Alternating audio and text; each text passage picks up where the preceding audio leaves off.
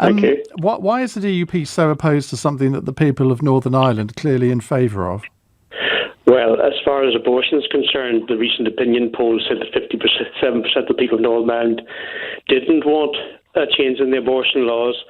And therefore, I think we are very much in line with public opinion. But even if we're not, what we do know is that the legislation that we have in Northern Ireland has saved 100,000 lives since 1967. And that has been borne up by the Advertising Standards Authority, have said that that is a legitimate statistic. And that's women who, because of the law that we have turned back from abortion, had their child. And that means that 1 in 18 people in Northern Ireland wouldn't be here if we'd had abortion on demand like we have in England, Scotland and Wales. And I think, regardless of what public opinion states, I think it's morally wrong to kill unborn babies. Well, we could have a long discussion about that. But on Brexit, the DUP makes great play of the fact that Northern Ireland has to be treated in exactly the same way as the rest of the United Kingdom, quite understandably.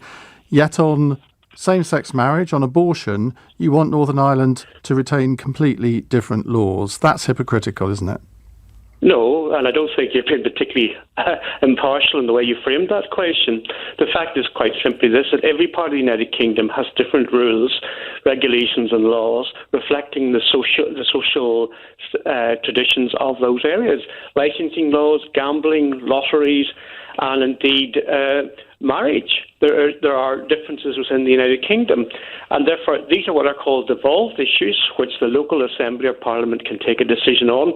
So we don't have uniformity in social policy, but obviously Brexit affects the entire country, and we maintain that women's rights affect all the women of the United Kingdom. This is not women's rights. It is actually. The rights.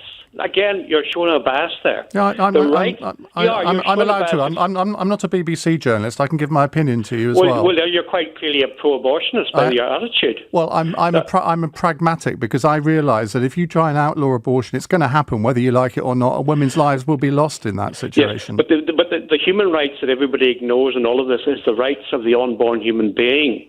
And they are the most vulnerable of humans. Remember, the average person having an abortion in England is 32, in a stable relationship, and has 2 children already.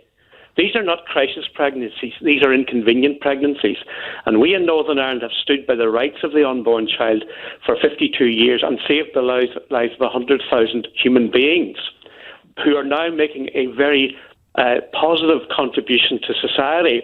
In England, you've had abortion on demand since 1967. It's not on demand. It is on demand because there isn't a single record of a woman being refused an abortion in GB.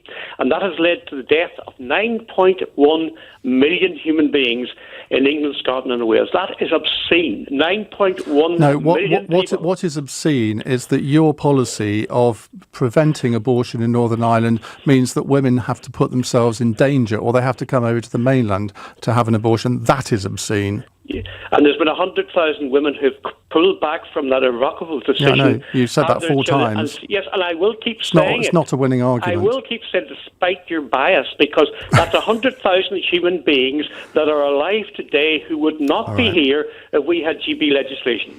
One day you'll come into the 21st century, won't you? No, for protecting human life, I'm going to stay in the 21st century, and I'm utterly dedicated to stop human beings being discarded simply because they're unwanted. OK, thank you very much. That's Jim Wells, a DUP Assembly member for South Down.